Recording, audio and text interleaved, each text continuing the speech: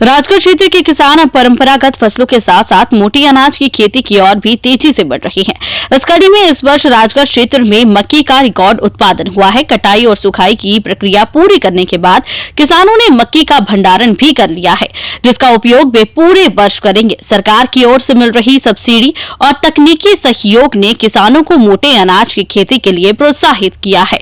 राजगढ़ क्षेत्र के किसान आज फल सब्जियों के साथ साथ मोटे अनाज विशेषकर मक्की की खेती में भी नई पहचान बना रही है।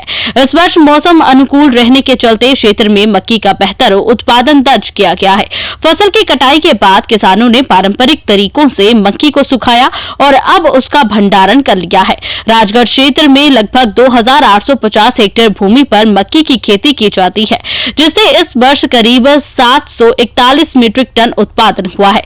किसान बताते हैं कि मक्की ऐसी फसल है जिसमें ना तो अधिक सिंचाई की आवश्यकता होती है और ना ही इसमें बीमारियों का खतरा ज्यादा रहता है। हालांकि बंदरों और अन्य जंगली जानवरों से फसल को बचाना किसानों के लिए सबसे बड़ी चुनौती बना रहता है।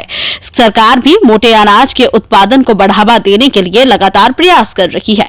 कृषि विभाग द्वारा किसानों को उन्नत किस्म के बीज, तकनीकी मार्गदर्शन और सब्सिडी प्रदान की जा रही है, जिससे किसानों की लागत कम हो रही है और उत्पादन में बढ़ोतरी हो रही है। कटाई के बाद किसान पहले मक्की की फसल को कुछ समय खेतों में ही रखते हैं। इसके बाद मक्की के भुट्टों को पौधों से अलग कर करीब 1 महीने तक सुखाया जाता है, ताकि भंडारण के दौरान फसल खराब ना हो। सुखाने की प्रक्रिया पूरी होने के बाद किसान मक्की का भंडारण करते हैं और साल भर इसका उपयोग करते हैं। नमस्कार, मैं शिवराम, विषयवाद विशेषज्ञ, विकासखंड राजगढ़।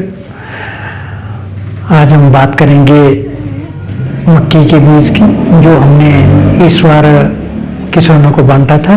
मक्की का बीज हमारे पास लगभग 150 कुंटल बीज हमारे पास आया हुआ था, जो हमने किसानों को सब्सिडी पे दिया था, जिसपे 1000 रुपये पर कुंटल के हिसाब से अनुदान था।